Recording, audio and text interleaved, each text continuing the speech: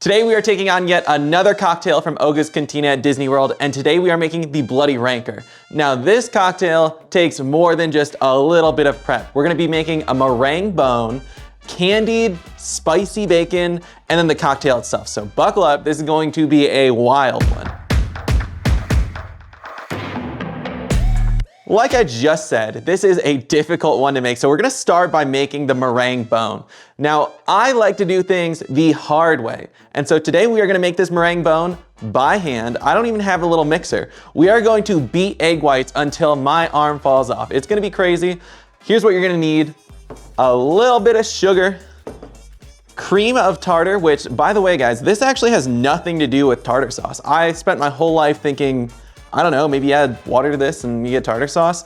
This is a byproduct of winemaking and it's more of an acid than anything. We'll also need 1 large egg and just 1 hefty bowl to mix this in. So let's get started, shall we? Now, when I did say an egg, you just need the egg white. So be careful, separate it well. You don't want any of the yolk in there. It's gonna make this job a lot harder if you do. And times like these are where I wish I had a clear mixing bowl, but I don't. I wish I did, but I don't. All right, so we have our egg white. Now we are going to add 1/16 of a teaspoon of cream of tartar. And 1/16 is really nothing at all. I'm using my 1/4 teaspoon and I want even less than that. So toss that in. Now for the fun part. Let's beat it.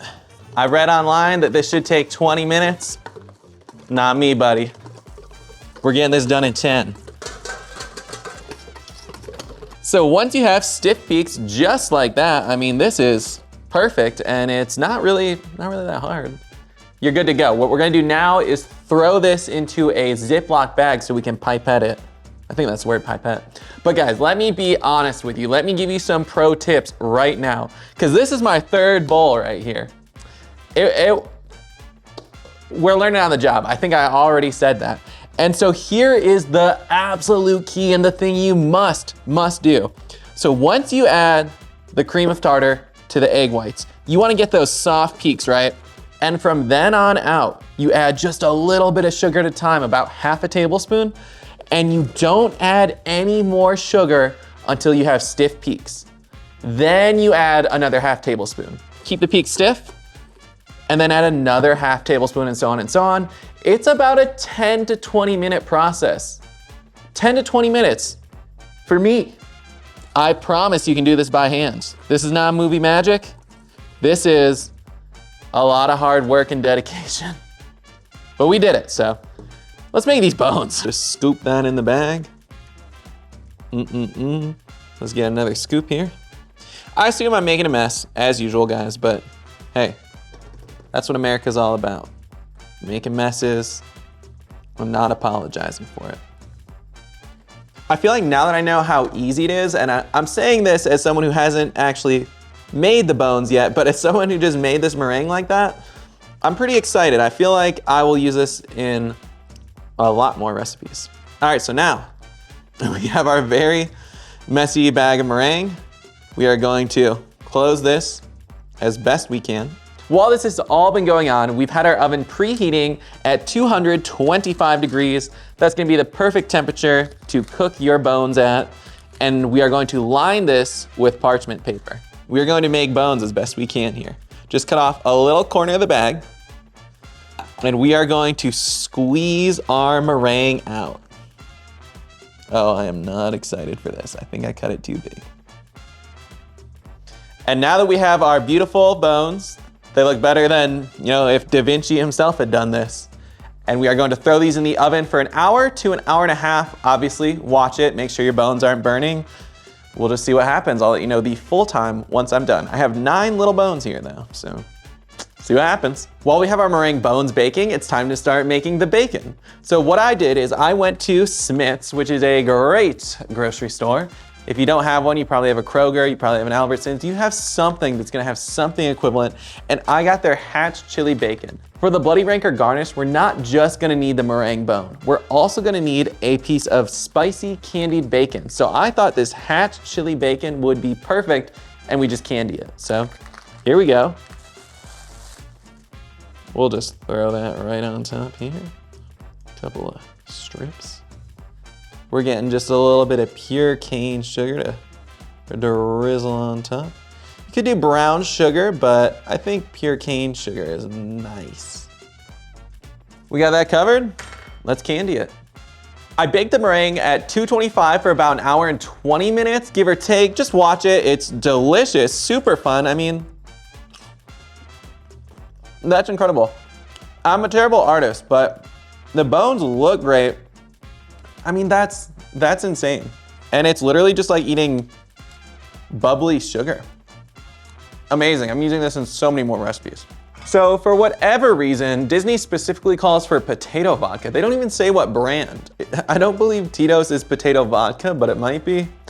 I don't know, I thought it was their vodka. Anyway, grab whatever vodka you want, potato or no potato. A little bit of Clamato juice, they're being classy, a little bit different from just regular Bloody Mary mix.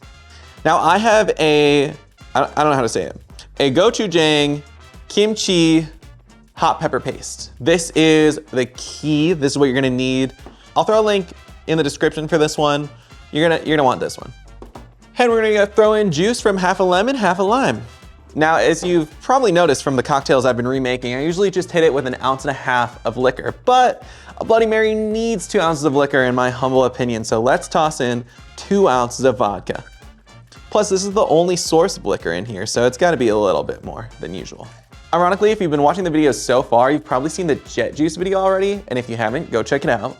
But you probably bought the Ancho Chili Reyes liquor, which I think would go amazingly in here. But just try it out. Right now, we're just making a copycat, not a little modification. So let's keep it going.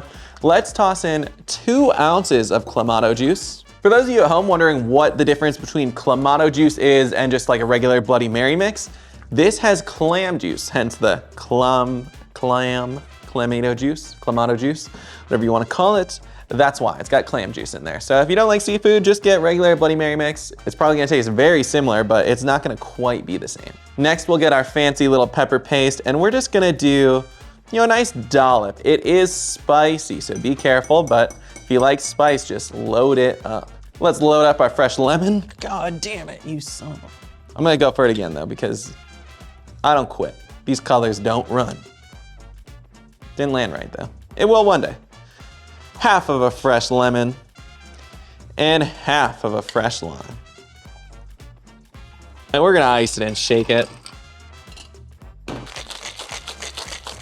Let's pour out our angry bloody rancor. We're gonna toss in a candied strip of bacon. Let me just, I have to. That's delicious. Toss that right on here. I've seen the bones both way at Disney, but let's just keep it whole. I think it looks a little cooler. I don't think it really is fitting, but because I'm not sure where sugar really plays a part in this. I mean, I know it's candied bacon, but there you have it, guys. That is the angry. I think I've been saying the wrong thing this whole video. This is the angry bloody rancor now. They have changed the name. I think because people were ordering it, not expecting it to be so spicy, and it actually is pretty spicy. So let's try it. The Angry Bloody Rancor. I feel like a sugary meringue bone dipped in tomato juice isn't gonna be good, but I was very correct. That doesn't pair well at all. It's a delicious heat. I hate drinks, I hate food, I hate anything that just burns your mouth for the sake of it.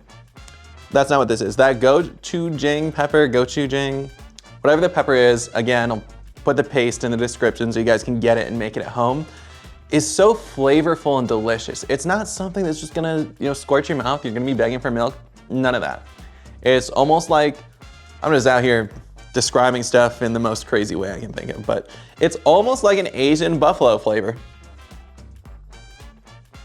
That is good from someone who doesn't even care for Bloody Marys. Wow.